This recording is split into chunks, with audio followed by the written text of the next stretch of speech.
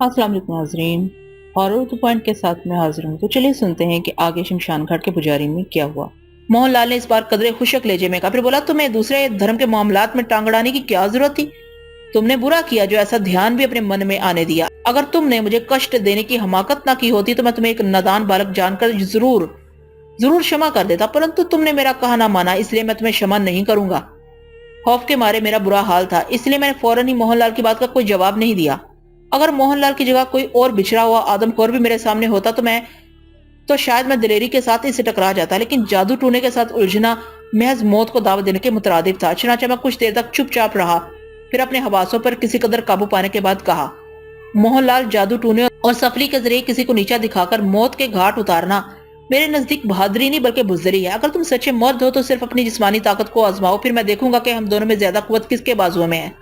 हाँ, इसकी चिंता मत करो अफजल बेग, मैं तुम्हें शरीर की शक्ति आजमाने का मौका भी जरूर दूंगा, परंतु सबसे पहले मैं नीच माधुलाल को सजा दूंगा जिसने मोहनी को मारकर मेरा अपमान किया था। इतना कहकर मोहनलाल ने अपनी आंखें बंद कर ली। उसके होंठ तेजी से हिलने लगे। गालबन वो कोई जाप शुरू कर चुका था। मैं किसी बुत की तरह खड़ा उसे घूरता रहा और सोचता रहा कि जेर करने के लिए क्या किया जाए। पुजारी की पुरस्कार और हैरत अंगेज ताकतों से जिसका मुजाहरा मैं अपनी नजरों से देख चुका था, टकराना मेरे बस की बात नहीं थी। अगर जज्बात के हाथों बह कर मैं पुजारी से टकराने की हमाकत कर बैठता तो यकीनन मारा जाता। मान मेरे ज़हन में ये ख्याल एक बार फिर बड़ी सरस से उभरा कि दरवाजा खोलकर दबे कदमों तहने से निकल जाऊं और मोहनलाल से टकराने के लिए किसी दूसरे मुनासिब मौके की ताक में रहूं। लेकिन न जाने वो कौन सी गैर मरई ताकत थी जिसने मेरे पांव जकड़ रखे थे। मैं चाहने के बावजूद अपने इरादे को अमली जामा न पहना सका और बेबसी की हालत में खड़ा मोहनलाल के चेहरे को तकता रहा। 10 मिनट तक तहखाने में होलनाक सन्नाटा तारी रहा। सिर्फ सोना काट के पुरस्कार पुजारी के टहलने की चाप सुनाई देती रही। इसके बाद कुछ ऐसी आवाजें गूंजने लगी जैसे कोई इंतहाई कर्ब की हालत में आहुजारी कर। कुछ देर तक मैं मबहूत खड़ा इन आवाजों को सुनता रहा। फिर अचानक मैंने इस आवाज को पहचान लिया। इस आवाज को पहचानते हो अफजल बेग? पुजारी ने तंजिया लहजे में कहा। वो माधुलाल की आवाज थी जो तहखाने के दरो दीवार से टकराती फिर रही थी। मगर हैरत इस बात की थी कि खुद माधुलाल मुझे कहीं नजर नहीं आ रहा था। ये समझ लेने में मुझे कोई दुश्वारी पेश नहीं आई कि सोनाघाट के पुजारी ने अपनी पुरस्कार कुव्वतों के जरिए गरीब माधुलाल की बेचैन रूह को तहखाने में तलब कर लिया है। मेरे दिल की धड़कनें हर लहजा तेज होती जा रही थी। अचानक सोनाघाट के पुजारी ने आंखें खोल दी और एक नजर मुझ पर डाली। फिर एक तरफ देखता हुआ बोला, माधुलाल, तू यहाँ किसकी आज्ञा से आया है? मैं तुम्हारे हुक्म पर आया हूँ पुजारी महाराज, परंतु मेरी आत्मा को बुलाने का कारण क्या है? कारण पूछता है अपराधी? मोहनलाल ने गजबनाक लहजे में पूछा। पलीद, पहले तूने मोहनी को मारा, फिर अफजल बेग को यहाँ तक लाने में इसकी सहायता की, और अब कारण पूछता है? महाराज, माधुलाल की लरसी आवाज उभरी। मोहनी मेरी ब्याहता स्त्री थी, इसलिए मैंने इस कलंकनी को पापी बंद कर अपनी गंदी जुबान। मोहनलाल ने गुस्से से गरजते हुए कहा, मोहनी को मैंने स्वीकार किया था। तूने इसे कलंकनी कहकर देवताओं का अपमान किया और अब मैं तुझे ऐसा कष्ट दूंगा कि तेरी आत्मा भी खत्म हो जाएगी। मैं तुझे हुक्म देता हूँ कि अपनी असली रूप में मेरे सामने आ जा। तहखाने में सिर्फ मोहनलाल की गजबनाक आवाज गूंज रही थी और अजीब दहशत का आलम तारी था। महाराज, क्षमा कर दो महाराज, माधुलाल की रूह ने गिड़गिड़ाते हुए कहा। क्षमा का समय बीत चुका है, अब तुझे मेरी आज्ञा का पालन करना होगा। मोहनलाल ने हकारत से। अचानक मैंने देखा कि सुरमई रंग के धुएं के हल्के हल्के बादल रुई के गालों की तरह सोनाघाट के पुजारी के सामने जमा हो रहे हैं। देखते ही देखते इन बादलों ने सिमटा कर एक इंसानी शक्ल इख्तियार कर ली। ये माधुलाल था जो पुजारी के सामने हाथ जोड़े खड़ा दहशत के मारे कांप रहा था। बोल माधु, अब मैं तुझे क्या सजा दूं? पुजारी महाराज, मेरी आत्मा को क्षमा कर दो। मैं भगवान की सौगंध खाकर कहता हूँ कि अब कभी तुम्हारे कामों में दखल नहीं दूंगा। तुझे क्षमा करना नामुमकिन है। अब देवी देवताओं की मर्जी यही है कि तुझे जलाकर भस्म कर दिया जाए, तेरी आत्मा को भवानी के चरणों में भेंट कर दिया जाए। अचानक मैंने देखा कि सुरमई रंग के धुएं के हल्के हल्के बादल रुई के गालों की तरह सोनाघाट के पुजारी के सामने जमा हो रहे हैं। देखते ही देखते इन बादलों ने सिमटाकर एक इंसानी शक्ल इख्तियार कर ली। ये माधुलाल था जो पुजारी के सामने हाथ जोड़े खड़ा दहशत के मारे कांप रहा था। बोल माधु, अब मैं तुझे क्या सजा दूं? पुजारी महाराज, मेरी आत्मा को क्षमा कर दो। मैं भगवान की सौगंध खाकर कहता हूँ कि अब कभी तुम्हारे कामों में दखल नहीं दूंगा। तुझे क्षमा करना नामुमकिन है। अब देवी देवताओं की मर्जी यही है कि तुझे जलाकर भस्म कर दिया जाए और तेरी आत्मा को भवानी के चरणों में भेंट कर दिया जाए। तेरी गर्दन पर मेरे भगत जीवनदास का खून भी है। महाराज, माधुलाल हकला कर रह गया। मैंने देखा कि सोनाघाट का पुजारी अपनी बड़ी बड़ी खौफनाक निगाहों से, जिसे नफरत की चिंगारियां फूट रही थी, माधुलाल को घूर रहा था और माधुलाल कुर्बानी के बकरे की तरह इस तरह रूबरू खड़ा सरतबा लर्ज रहा था। मैं अपने दिल में सोच रहा था कि गरीब माधुलाल के साथ जो कुछ गुजर रही है इसकी जिम्मेदारी मेरे ऊपर है और अब ये मेरा फर्ज था کہ اس کی روح کو پجاری کے قہر سے نجات دلاؤں، مگر قبل اس کے کہ میں کوئی ترکیب سوچ پاتا، موہن لال نے بڑے جلال کی حالت میں اپنا سیدھا ہاتھ مادھو لال کی طرف اٹھایا۔ دوسرے ہی لمحے جو منظر میری آنکھوں نے دیکھا، اس نے میرے رہے سے اوسان بھی ہتا ہو گئے۔ میں نے سنا کر کے پجاری کے اٹھے ہوئے ہاتھ کی انگلیوں سے نیلے پیلے شعلوں کو خارج ہو کر مادھو لال کی طرف لبکتے دیکھا، جنہوں نے پلک جھپکتے میں اس غریب کے وجود کو اپنے گھیرے میں لے لیا اور جلا کر بھسم کر ڈالا۔ اس منظر کو دیکھ کر میں خوف سے کانپ اٹھا۔ سہمی سہمی نظریں اٹھا کر میں نے موہن لال کو دیکھا، جس کے ہونٹوں پر اب بڑی زہریلی مسکراہٹ پھیلی ہوئی تھی۔ نیلے پیلے شعلے مادھو لال کی آتما کو جلا کر غائب ہو چکے تھے۔ کیوں افضل بیگ، کیا خیال ہے تمہارا کہ اب بھی تم کو میری شکتی کے مہان ہونے پر شبہ ہے؟ اس نے مجھے مخاطب کر کے نرمی سے پوچھا۔ موہن لال، میں نے خوف سے لرزتی ہوئی آواز میں کہا، جہاں تک تمہاری پراسرار قوتوں کا تعلق ہے میں نے مانے لیتا ہوں، لیکن یہ بھی یاد رکھو کہ ایک دن تمہارا بھگوان تمہیں ان پاپوں کی سزا ضرور دے گا جو اب تک تم سے سرزد ہو چکے ہیں۔ موہنی کی بات کر رہے ہو؟ موہن لال نے میری خوفزدہ حالت پر مسکراتے ہوئے کہا، پھر یکلخت سنجیدگی اختیار کر کے بولا، تم ابھی نادان ہو، تم بغیر گیان دھیان کے پاپ اور پن کا فرق نہیں جان سکتے۔ اس کے لیے تمہیں ابھی برسوں پاپڑ بیلنا ہوں گے، تب کہیں جا کر تمہیں معلوم ہوگا کہ دیوی دیوتاؤں اور بلوانوں کی ڈنڈوت کرنے سے منشیہ امر ہو جاتا ہے، اور جو منشیہ امر ہو جائے اس کے لیے پاپ اور پن کا فرق مٹ جاتا ہے۔ کیا تمہیں یقین ہے کہ موہنی کی روح تمہیں معاف کر دے گی؟ موہنی؟ سونا گڑھ کے پجاری نے اپنی زبان ہونٹوں پر پھیرتے ہوئے آہستہ سے کہا، پھر آنکھیں بند کر کے کوئی دوسرا جاپ کرنے لگا۔ میں گنگ سا کھڑا اسے دیکھے جا رہا تھا۔ کچھ دیر تک تہانے میں موت کا سا سکوت طاری رہا، پھر یکلخت میں حیرت زدہ ہو کر اچھل پڑا اور پھٹی پھٹی نظروں سے موہنی کو دیکھنے لگا، جو سرخ ساری میں ملبوس سرتپا قیامت بنی سونا گڑھ کے پجاری کے برابر کھڑی تھی۔ اس کی خوبصورت اور کشادہ پیشانی پر سرخ رنگ کی بندیاں جھلملا رہی تھی۔ میں موہنی کو پہلے بھی کئی بار دیکھ چکا تھا، لیکن اتنی خوبصورت وہ مجھے پہلے کبھی نظر نہ آئی تھی جتنی اس وقت لگ رہی تھی۔ موہن لال نے آنکھیں کھول کر مجھے دیکھا، پھر موہنی کو بڑے پیار سے مخاطب کیا، موہنی؟ جی مہاراج۔ موہنی نے نظریں جھکائے جھکائے نرم آواز میں کہا، کیا میں نے تمہیں کبھی کوئی کشٹ دیا ہے؟ کیسی باتیں کرتے ہیں مہاراج، میں تو آپ کے چرنوں کی داسی ہوں۔ افضل بیگ کا خیال ہے کہ میں نے تمہارے ساتھ پاپ کیا ہے۔ وہ مورخ کیا جانے مہاراج کے پاپ کیا ہوتا ہے؟ موہنی خواب دیدہ آواز میں بولی، تمہیں اپنے پتی کی موت کا کوئی افسوس نہیں ہے؟ موہن لال نے کسی قدر نرم آواز میں پوچھا۔ نہیں، موہنی نے شرماتے لجاتے ہوئے جواب دیا، اب تو تم ہی میرے پتی دیو اور دیوتا سمان ہو۔ اچھا موہنی، تم اب جاؤ۔ سونا گڑھ کے پجاری نے بڑے پیار سے کہا، میں افضل بیگ کو تمہارے درشن کرانا چاہتا تھا۔ دوسرے ہی لمحے موہنی کا وجود میری نظروں سے اوجھل ہو گیا۔ میں ہکا بکا کھڑا موہن لال کا منہ تکنے لگا اور دل میں اس وقت کو گالیاں دینے لگا جب میں نے اس راز کو معلوم کرنے کی ٹھانی تھی۔ افضل بیگ، موہن لال نے کچھ توقف کے بعد مجھے مخاطب کیا، اس دھیان کو اپنے من سے نکال دو کہ تم کبھی میری شکتی کا راز پا سکو گے۔ مجھے پتا ہے تمہارے دل میں اس سمے کیا ہے، پرنتو کان کھول کر سن لو کہ اب کوئی شکتی تمہیں ان کٹھنائیوں سے چھٹکارا نہیں دلا سکتی جو تمہارے بھاگ میں لکھی جا چکی ہیں۔ یہی بات تم سے ٹھاکر بلوان نے بھی کہی تھی کہ کبھی بھولے سے بھی من میں مجھے کشٹ دینے کا دھیان نہ لانا۔ مجھے ٹھاکر مہاراج کی کہی تمام باتیں یاد آ گئی۔ انہوں نے ہیڈ کوارٹر سے روانگی کے وقت یہی پیش گوئی کی تھی کہ اگر میں نے سونا گڑھ کے پجاری کو کشٹ دینے کی ٹھانی تو میں ہزاروں مصیبتوں میں گرفتار ہو جاؤں گا، دوسری صورت میں بے پناہ قوتوں کا مالک بن سکتا ہوں۔ ٹھاکر مہاراج کی پیشن گوئی کے مطابق مجھے اپنی شکتی حاصل کرنے کے لیے جس کے آگے دیوی دیوتاؤں اور بلوانوں کی شکتی بھی ہیج تھی، بڑی بڑی قربانیاں دینا پڑیں گی، بڑے بڑے خطروں کو قبول کرنا ہوگا اور ان پراسرار قوتوں کو حاصل کرنے کے لیے اپنا مذہب تک بدلنا ہوگا۔ میں ان تمام باتوں پر غور کر ہی رہا تھا کہ موہن لال نے، جس کے تیور اب رفتہ رفتہ خطرناک ہوتے جا رہے تھے، میرے قریب آتے ہوئے ٹھوس آواز میں کہا، افضل بیگ، تمہارے پاس اب اس کے سوا اور کوئی اپائے نہیں ہے کہ میرے سیوک بن جاؤ، اور جو کچھ میں تمہیں کہوں اس پر آنکھ بند کر کے عمل کرتے رہو۔ اور اگر میں ایسا کرنے سے انکار کر دوں تو؟ میں نے بمشکل کانپتی آواز میں پوچھا۔ انکار؟ سونا گڑھ کا پجاری میرا جملہ سن کر مسکرایا، پھر مجھے سرخ نگاہوں سے گھور کر کہنے لگا، افضل بیگ، انکار کی مجال ہے تمہارے اندر؟ تم چونکہ میری شکتی سے بھی واقف نہیں ہو اس لیے ایسی باتیں کرے ہو، ورنہ میرے سیوک اور چیلوں نے بھی کبھی میرے کسی حکم سے منہ پھیرنے کی ہمت نہیں کی۔ تم مجھ سے چاہتے کیا ہو؟ میں نے بڑی بے بسی سے پوچھا۔ یہ کہ تم میری بھکتی قبول کر لو اور میں جو راہ تم کو بتاؤں اس پر آنکھ بند کر کے چلتے رہو، پرنتو ایک بات بہت ضروری ہے۔ وہ میری آنکھوں میں آنکھیں ڈال کر بولا، تم میرے سیوک اسی صورت میں بن سکو گے جب اپنا دھرم بدل کر میرا دھرم اپنا لو گے۔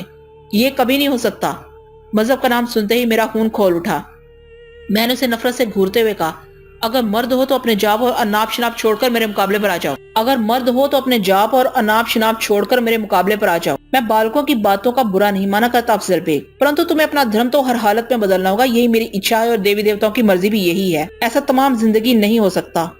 تم چاہو تو مجھے اپنی ناپاک اور گندی قوتوں کا شکار بنا ڈالو، لیکن مرتے دم تک میں اپنا دھرم نہیں بدلوں گا۔ نادانی سے کام مت لو افضل بیگ، موہن لال نے مجھے سمجھانا چاہا۔ جو فیصلے ترنت کیے جاتے ہیں ان پر منشیوں کو بعد میں پچھتانا بھی پڑتا ہے۔ वैसे भी मुझसे टक्कर लेना तुम जैसे लोगों के बस का रोग नहीं है। मैं कहता हूँ जोश से काम ना लो और मेरी आज्ञा का पालन करते हुए एक अच्छे सेवक की तरह मेरे चरणों में झुक जाओ। मैं वचन देता हूँ कि अगर तुमने मेरा कहा माना तो मैं तुमको अपनी चौथाई शक्ति दान कर दूंगा। दूसरी सूरत में मुझे मजबूरन तुम्हें कष्ट देना पड़ेगा। तुम किस्मत के धनी हो जो मैं तुमसे ये बात कर रहा हूँ। मजहब की तब्दीली के तस्वर ने मेरे बदन में आग लगा दी थी। जोश के मारे में सरतपा लर्ज रहा था। मोहनलाल की बात सुनकर मैंने हकारत भरे लहजे में कहा, मोहनलाल, तुम अपनी जिस शक्ति को चाहो आजमा कर देख लो, लेकिन अपने नापाक मंसूबे में कभी कामयाब नहीं हो सकोगे। अभी समय है, एक बार फिर सोच लो। अफजल बेग, मैं इस सिलसिले में कुछ सोचना भी गुनाह अजीम समझता हूँ। मैंने नफरत से जवाब दिया और गुस्से की हालत में अपना निचला होंठ काटने लगा। अगर मेरे बस में होता तो शायद इस वक्त मोहनलाल की तिक्का बोटी कर डालता। मेरा जवाब सुनकर सोनाघाट का पुजारी एक लम्हे तक खामोश खड़ा कुछ सोचता रहा।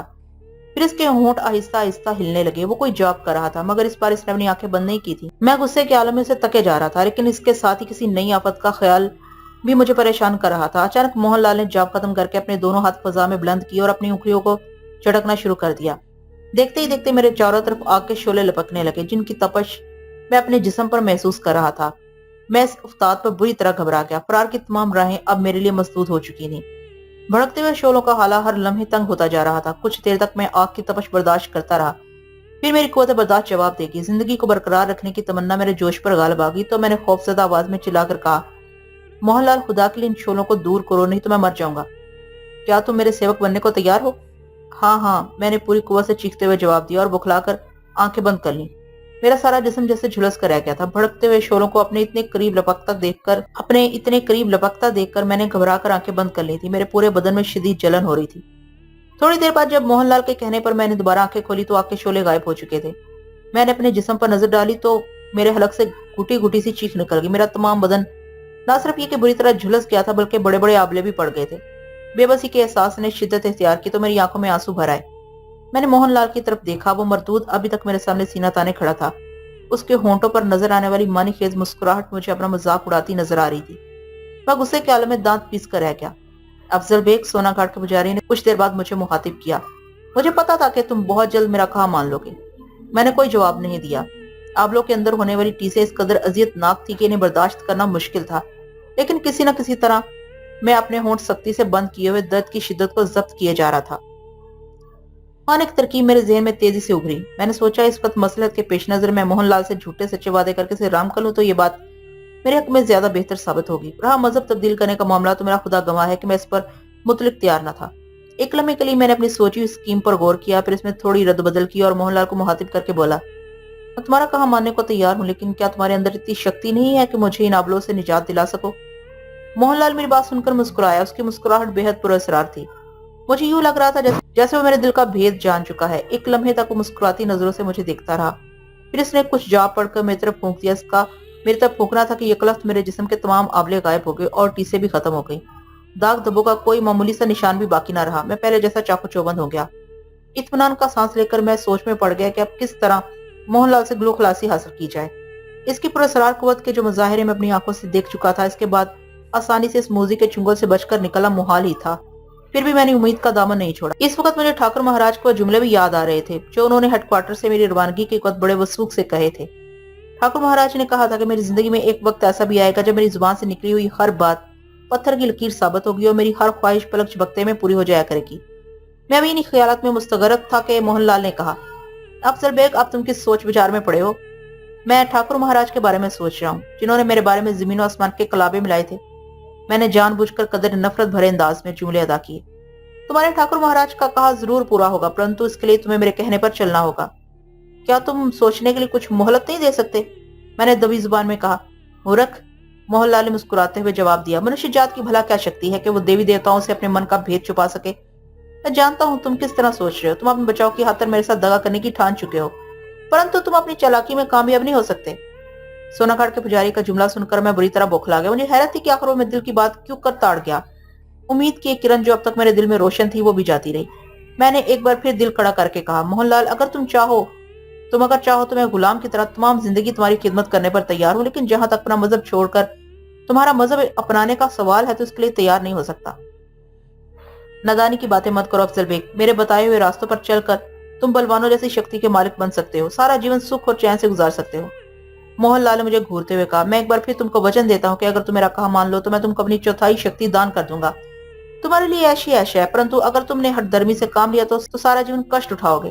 मैं अजीब उलझन में मुब्तला था, समझ में नहीं आ रहा था कि क्या करूं। मजहब तब्दील करने का तस्वर भी ज़हन में उभरता तो जोश से मेरा चेहरा तमतमा उठता था। पाप और पुण्य के चक्करों में मत पड़ो अफजल बेग, मोहनलाल मुझे खामोश पाकर बोला, ये सब इस धरती पर मनुष्य के बनाए हुए ढकोसले हैं।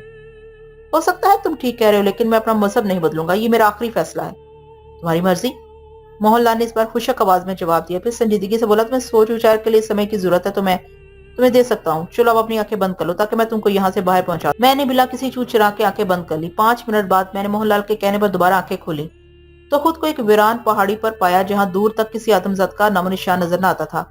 हर तरफ पहाड़ी सिलसिला नजर आ रहा था जिसमें बड़े बड़े भयानक गार मुंह फाड़े दिखाई दे रहे थे। अपने वालिद के साथ रहकर मैंने हिंदुस्तान के करीब करीब तमाम जंगलात और पहाड़ी इलाके देख रखे थे, लेकिन इस वक्त मैं जिस पहाड़ पर मौजूद था वो मेरे लिए बिल्कुल नया था। कुछ देर तक मैं हक्का बक्का खड़ा इतराब के खौफनाक माहौल का जायजा लेता रहा। फिर मैंने मोहनलाल की तरफ देखा तो खौफ से मेरा जिस्म थरा गया। सोनाघाट के पुजारी के होंठों पर बड़ी मकरू और अयाराना मुस्कुराहट फैली हुई थी। तुम मुझे यहाँ कहाँ ले आए हो? मैंने अपने हवास पर काबू पाते हुए पूछा। सोच विचार करने के लिए ये जगह तुम्हारे लिए बहुत मुनासिब रहेगी, मोहनलाल ने खुशक आवाज में जवाब दिया। गोया तुमने मेरे साथ दगाबाजी से काम लिया है। अफजल बेग, अचानक मोहनलाल का चेहरा मारे गुस्से के सुर्ख हो गया। वो मुझे अपनी खौफनाक आंखों से घूरता हुआ बोला, तुमने मेरा अपमान करके देवी देवताओं को नाराज किया है। अब इस कष्ट के लिए तैयार हो जाओ जो तुम्हारे भाग में लिखे जा चुके हैं। मैं देखूंगा कि तुम कब तक अपने धर्म से मुंह नहीं मोड़ते। मोहनलाल का लहजा इतना सर्द और दहशत ज़दा था कि मुझे झुर्री आ गई। फिर कबल इसके कि मैं कोई जवाब देता, मुझे ऐसा महसूस हुआ जैसे मेरे जिस्म पर चींटियां रेंग रही हैं। मैंने घबरा कर मैंने अपने जिस्म पर नजर डाली तो खौफ से चीख पड़ा। छोटी छोटी सुर्ख चींटियां मेरे पूरे जिस्म से चिमटी मेरा गोश्त खाने में मसरूफ थी। बौखलाकर मैंने उछलना कूदना शुरू कर दिया और जल्दी जल्दी इन मोदी चींटियों को मारने लगा जो सुइयों की तरह मेरे रगो रेशे में चुभ रही थी। मेरी कैफियत इस वक्त बिल्कुल इस दीवाने जैसी थी जो शरीर लड़कों के गोल में गिर गया और अपने बचाव के लिए उछल कूद कर रहा हो। मोहनलाल थोड़े फासले पर खड़ा मुस्कुरा रहा था। मैं अपने ही हाथों से अपने जिस्म को नोचने खसोटने पर मजबूर हो गया। करब की हालत में मैं दीवानावार चिल्ला रहा था और संगला पहाड़ों पर बाह्य बेआब की तरह तड़प रहा था, जिसकी वजह से मेरा जिस्म जगह जगह से लहूलुहान हो गया था। अचानक इस अजियत के आलम में मोहनलाल की आवाज मेरे कानों से टकराई। वो मुझसे कह रहा था, अफजल बेग, अगर तुम अपना थोड़ा सा खून चख लो तो इस मुसीबत से छुटकारा पालोगे। मैंने जमीन पर तड़पते हुए मोहनलाल की तरफ देखा, फिर बेख्तियार इसे मुगलजात बकने लगा। जिस अजियत में मैं इस वक्त मुब्तला था इसका तस्वर आज भी कभी मेरे जहन में उभरता है तो खौफ के मारे मेरे जिस्म के तमाम रोंगटे खड़े हो जाते हैं। बहरहाल मैं सोनागढ़ के पुजारी को गालियां बकता रहा और इन चींटियों को मारता रहा जो मेरी शदीद अजियत में मुब्तला किए हुए थी। खासी देर तक मैं इस अजाब से छुटकारा पाने के लिए हाथ पांव मारता रहा। पहाड़ के नुकीले पत्थर मेरे जिस्म को लहूलुहान कर रहे थे। रफ्ता रफ्ता मेरी कुव्वत मुदाफियत कमजोर पड़ने लगी। मेरे हाथ बुरी तरह शल होकर फोड़े की तरह दुखने लगे। जिस्म के जख्मों में जहाँ जहाँ मिट्टी भर गई थी वहाँ दर्द की टीसें उठ रही थी। मेरी आंखों के नीचे अंधेरा फैलने लगा। मैंने मौत और जिंदगी के दरमियानी फासले को घटते महसूस किया तो जिंदा रहने की ख्वाहिश तड़प उठी और मैंने बेख्तियार अपने हाथ से रिश्ते हुए खून को होठों से लगा लिया। इस वक्त ना मुझे किसी कराहियत का एहसास बाकी रह गया था, ना ही कुछ सोचने समझने की सलाहियत मौजूद थी। मोहनलाल ने गलत नहीं कहा था। खून का मजा चखते ही जिस्म से लिपटी हुई चींटियां गायब हो गई और सोजिश में कमी आ गई थी। लेकिन मैं इस कदर निढाल हो गया था कि अपने पैर पर उठकर खड़े होने की हिम्मत भी बाकी न रही थी। ना हमवार और संगला पहाड़ पर पड़ा बेबसी से मोहनलाल को देखता रहा, जिसके भद्दे और मकरू होठों पर तंजिया मुस्कुराहट फैली हुई थी। तुमने देखा अफजल बेग के मनुष्य कितना नीच और घटिया होता है। धर्म के कारण जो हत्या कर लेने के बजाय अपने ही शरीर का खून पी लेता है। मोहनलाल कह रहा था, अपना जीवन बचाने की खातिर मनुष्य को सब कुछ करना पड़ता है, इसलिए कि जीवन से ज्यादा कोई चीज प्यारी नहीं होती। मैंने नफरत से अपनी निगाहें दूसरी सिमत फेर ली। सोनागढ़ का पुजारी जिस अंदाज में मुझे अपने मकरो फ्रेब के जाल में फंसाना चाह रहा था वो मैं अच्छी तरह समझ रहा था, लेकिन इस वक्त नकाहत के मारे मेरा इतना बुरा हाल था कि मैं इसकी बातों का जवाब देने से भी कासर था। अफजल बेग, मैं अगर चाहता तो तुमको इसी वक्त जलाकर भस्म कर डालता जब तुमने मेरी शक्ति का राज जानने के लिए अपने मन में ठानी, परंतु देवी देवताओं की इच्छा यही थी कि तुमको स्वीकार कर लिया जाए।